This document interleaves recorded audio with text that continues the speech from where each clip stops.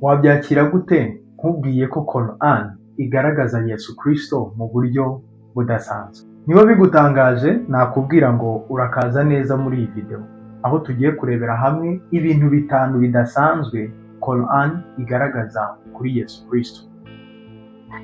Ndabizi ko ari video abavandimwe bamwe batari buze gukunda, cyane cyane abakoresha igitabo cya Quran, ariko ku muntu waje kureba iyi video agamije kumenya, nakubwira ngo iraza kuguhumura amaso. Nta gutinda rero, reka tubyinjiremo n'ikintu cya mbere. Ese wari ubizi ko muri Quran Yesu Kristo agarukamo inshuro 25?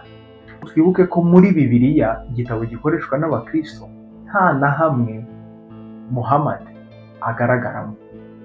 Ibyo bigaragaza Yesu Kristo nk'umuntu udasanzwe, dore ko no mu gitabo gikoreshwa n'idini y'Abayahudi aricyo Tanakh, Yesu Kristo agaragaramo. Mu gitabo cy'abakristo Yesu Kristo agaragaramo. Muri Quran naho agaragaramo inshuro 25. Ibyo bigira Yesu Kristo umugabo udasanzwe. Ikintu cya kabiri,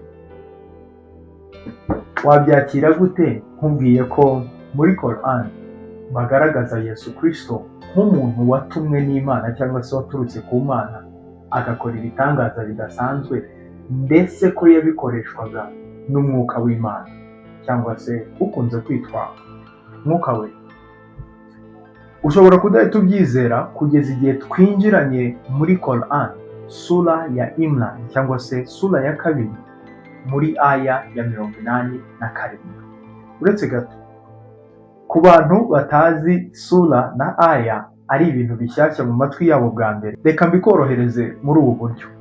Nk'uko tuvuga muri Matayo igice cya kanaka, iyo bigeze muri Quran igice cyitwa sura.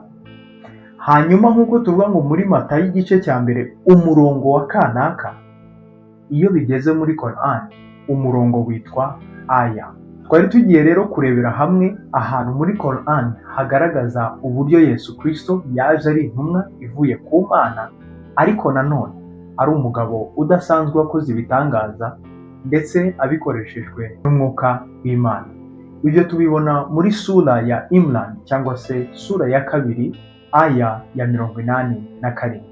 Hari amagambo agira ati, "And we certainly gave Moses the scripture and followed up after him with messengers, and we gave Jesus the son of Mary clear proof and support him with the pure spirit." Muri iyi sura ndetse kuri uyu murongo cyangwa se iyi aya hatwereka neza uburyo Imana yerekana ko niyo yohereje Mose, ariko noneho ikohereza na Yesu Kristo kugira ngo aze agire ibindi binakora y'ibitangaza ndetse atumwe na mwuka w'Imana. Ibyo ubwabyo bikagaragaza Yesu Kristo nk'umugabo udasanzwe, cyane ko tubona Muhammad nta gitangaza na kimwe yigeze akora. Ikintu cya gatatu, ese wabyakira gute nkubwiye ko muri Quran hagaragaza Yesu Kristo nka jambo w'Imana? Ijambo rikunze kugaragara cyane cyane muri Bibiliya ikoreshwa n'abakristo. Ibyo ushobora kudahita ubyemera kugeza igihe twinjiriye muri Quran muri sura ya Al-Imran, no kuvuga ni sura ya 3 kuri aya ya 45.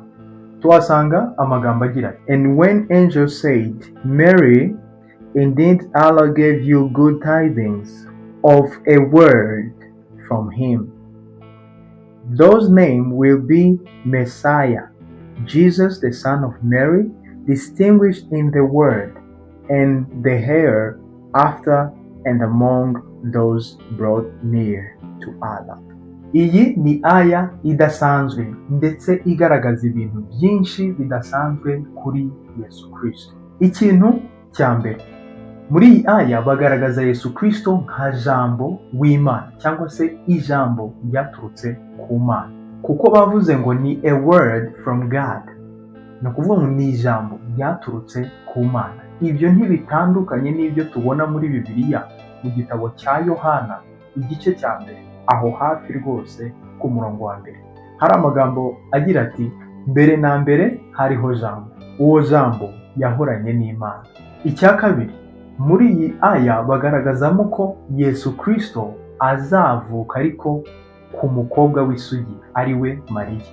Ibyo bikagira Yesu Kristo umuntu udasanzwe, kuko bigaragaza ko imbuto yamubyaye ari imbuto y'Imana. Ikintu cya gatatu tubona muri iyi aya, tubonamo ko Yesu Kristo igihe avuka babwira Mariya ko azamwita Mesiya. Iyo ugiye mu mwimerere w'iri jambo, rikomoka mu rurimi rw'Igiheburayo ku ijambo Mashiach, bisobanuye uwasizwe cyangwa se the anointed one. Ni ukuvuga ngo ahangaha hahita herekana misiyo ya Yesu Kristo cyangwa se icyari kizaniye Yesu Kristo, kuko bamwita uwasizwe. Nawe rero niba ukoresha igitabo cya Quran, uba ukwiye guhita wibaza yasigiwe iki? Kuki yaje yitwa umucunguzi? Yaraje gucungura abantu iki? Ibyo bihita bigaragaza Yesu Kristo nk'umugabo udasanzwe, kuko yaje atari umuntu usanzwe gusa, ahubwo ari n'umucunguzi w'abari mu isi.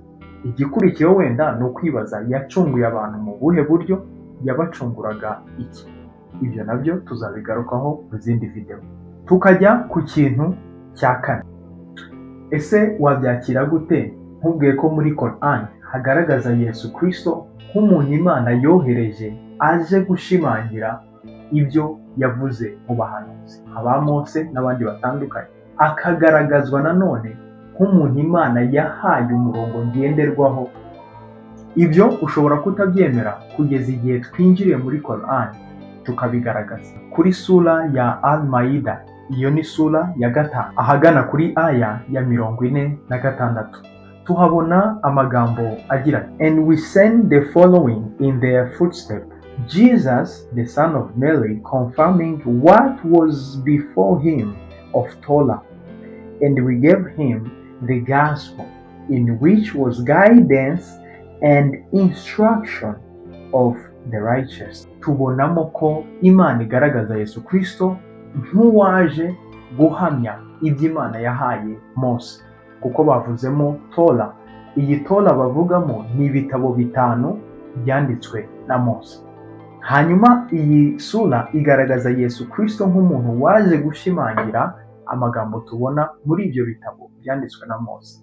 Icyo ni kimwe. Icya kabiri kandi, tubona ko Yesu Kristo mu gushimangira ibyo byanditswe yahawe ikintu cyitwa the gospel cyangwa se ubutumwa bwiza.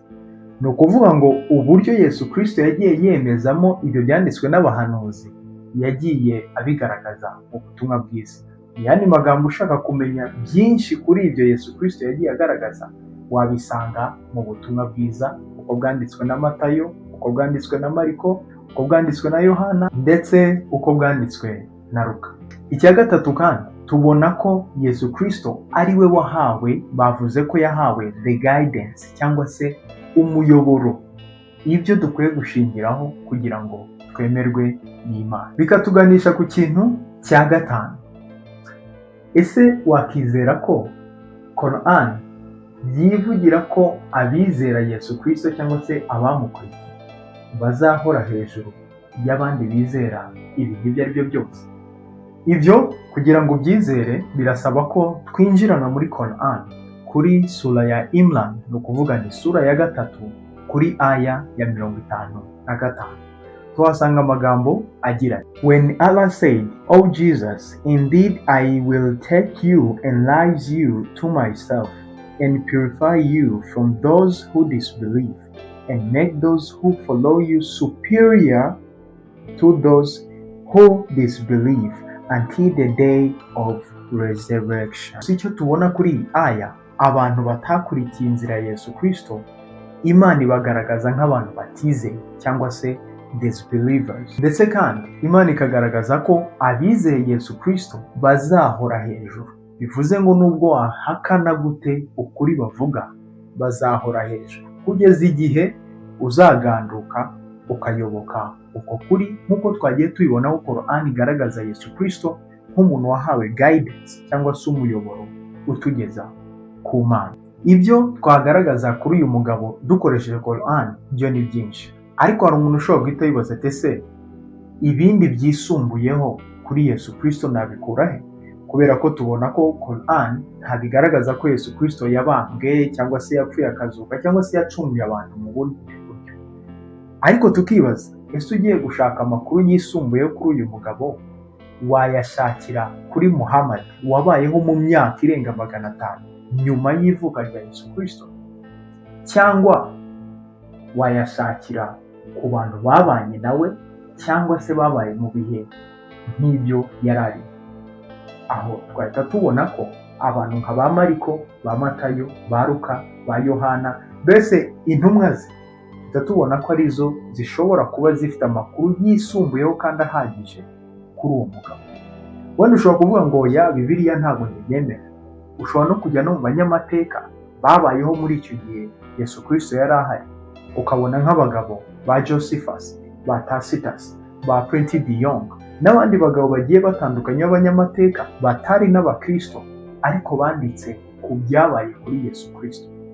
Ese wakiha amahirwe yo kumenya byimbitse kuri uyu mugabo? Niba uzi umuvandimwe, inshuti cyangwa se undi muntu uwo ari we wese iyi video yafasha, cyane cyane abihebeye iki gitabo cya Quran, nakubwira ngo basangize iyi video. Ntawamenya, ushobora kuba ucunguye ubuzima bwabo mu buryo bumwe cyangwa se ubundi. Ariko nanone ushobora kwibaza ngo ni hehe nabona andi makuru yisumbuyeho kuri uyu mugabo Yesu Kristo cyangwa se Isa tubona muri iyi Quran? Nakubwira ngo niba warakoze subscribe ntago uzacikwa. Tubonane mu yindi video.